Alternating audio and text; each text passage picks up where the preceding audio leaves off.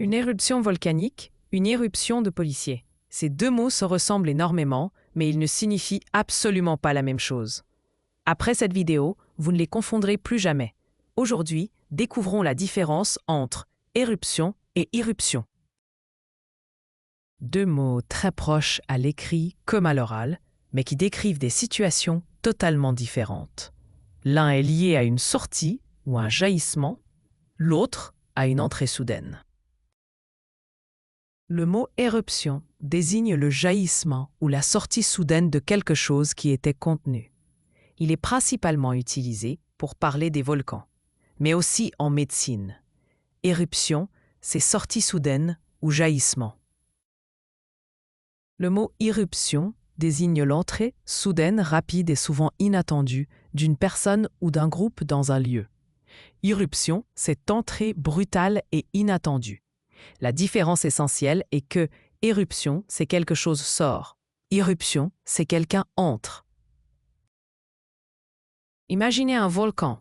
La lave sort du volcan. On parle d'une éruption. Maintenant, imaginez des policiers qui pénètrent rapidement dans une maison. Ils entrent. On parle d'une irruption. L'un évoque une sortie, l'autre une entrée. Voilà toute la différence. Beaucoup de personnes utilisent le mauvais mot parce qu'ils se ressemblent énormément. Par exemple, les pompiers ont fait éruption dans l'immeuble. Cette phrase est incorrecte. Il faut dire les pompiers ont fait irruption dans l'immeuble. À l'inverse, le volcan a fait irruption. La bonne formulation est le volcan est entré en éruption. La règle est simple, quand quelque chose jaillit vers l'extérieur, c'est une éruption. Quand quelqu'un entre brusquement dans un lieu, c'est une irruption. Voici une histoire à propos de ces mots.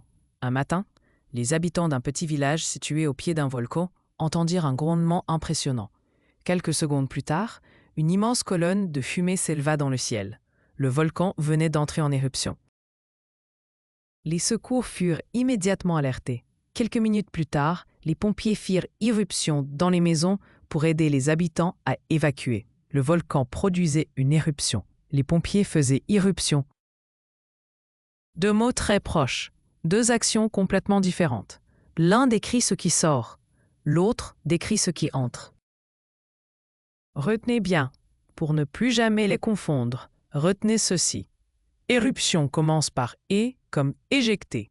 Quelque chose est projeté vers l'extérieur. Irruption contient l'idée d'irruption dans un lieu, quelqu'un y entre brusquement.